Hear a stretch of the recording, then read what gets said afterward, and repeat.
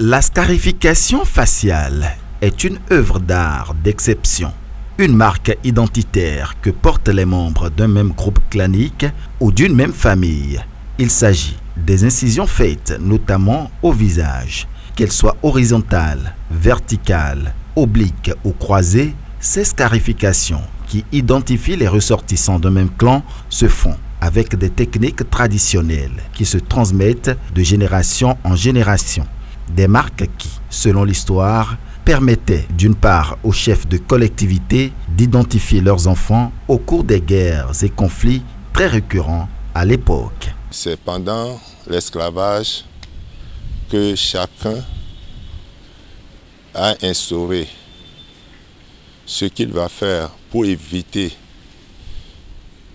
le transport des esclaves. Donc, précisément, chaque famille a un symbole pour identifier ses enfants. À l'origine, les balafres servaient à ce qu'on appelle la cicatrice, servaient à identifier les communautés. Quand il y a guerre, on sait que telle est telle communauté, donc il ne faut pas toucher, telle n'est pas de telle communauté, il faut toucher. Dans le nord Bénin, ou la partie méridionale, l'on dénombre plusieurs familles dans lesquelles se font les scarifications faciales. Qu'ils soient Otamari, Ditamari, Batonou ou Mendé dans le nord, Adjovi, Oueda ou Rontonji dans le sud, pour ne citer que ceux-là, le porteur de ces marques se fait rapidement identifier par la société, surtout par les connaisseurs, puisque les marques diffèrent d'un clan à un autre. Par exemple, quand tu prends le cas de Batombo, c'est 3 cicatrices à chaque jour et petites cicatrices au niveau des 2 tempes, mais souvent c'est pas visible. Donc quand tu vas à un endroit, on sait que celui-là c'est un Batonou. Il a une petite nuance. Les Yoruba, comme on les appelle nos cousins, eux-mêmes, ils ont les cicatrices du genre. 3 cicatrices au niveau de chaque jour. Les Batonou également ont une autre cicatrice, mais cette fois-ci, c'est à la joue. Mais au lieu que ça soit vertical, c'est horizontal. Donc, mais là, c'est une cicatrice à chaque jour. Également, quand tu vas, par exemple, dans la région de Djougou, les princes se distinguent par leurs balafres. Eux, là, ils font des balafres depuis la tête jusqu'au niveau des joues et même jusqu'au niveau du menton. Au sud ici, par exemple, quand tu prends le cas des Adjovi, ils coupent au niveau de chaque jour 2-2 et au niveau du front également. Concernant les 2x5, ce que j'ai appris est que notre symbole, notre origine, c'est que nos ancêtres, ils ont choisi le python. Parce que le python, c'est un serpent qui est vraiment sacré pour nous, les 2x5.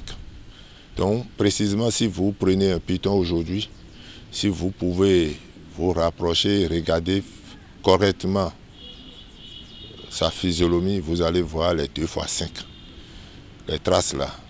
Donc, compte tenu de certaines rituels, certaines spécifiques, certaines relations entre le python et nos ancêtres, eux, ils ont préféré le python. Et c'est le python que nous, on adore. Cependant, il y a des scarifications faciales qui ne sont forcément pas des marques identitaires d'un groupe clanique. Celles que portent par exemple les adeptes de Vodou ou celles connues ici sous l'appellation des Abikou. Il y a des cicatrices qu'on appelle cicatrices des Abikou. Un seul sur le côté, des fois, très souvent côté gauche. Ça là, quand, très souvent, quand un parent, quand il fait d'enfant, l'enfant décède successivement. Donc après les consultations, pour bloquer un autre enfant qui va naître. Donc c'est ça qui ressort qu'on doit lui faire cette cicatrice.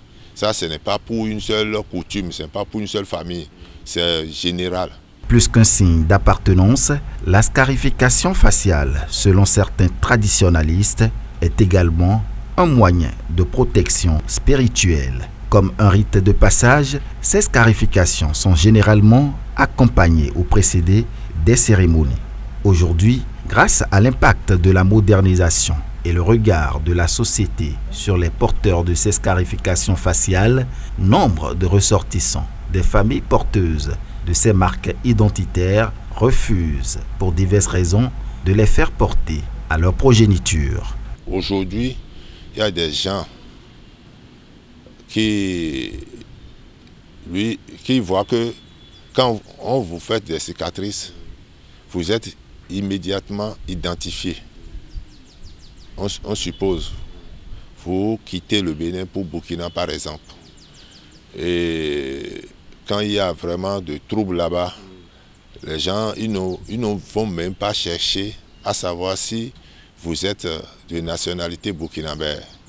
Donc avec votre cicatrice, tout le monde sait que vous êtes étranger.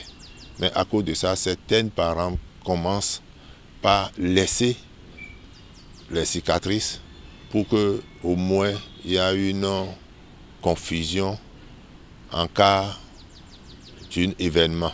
Il est clair qu'aujourd'hui, la modernisation a entièrement freiné la pratique de la scarification faciale, une pratique traditionnelle considérée de nos jours comme une pratique barbare et rétrograde. Mieux, les risques d'infection et de contamination de certains virus, à voir les conditions dans lesquelles ces scarifications se font, constituent aussi d'autres raisons qui viennent renforcer l'argument de ceux qui, aujourd'hui, s'opposent à cette pratique.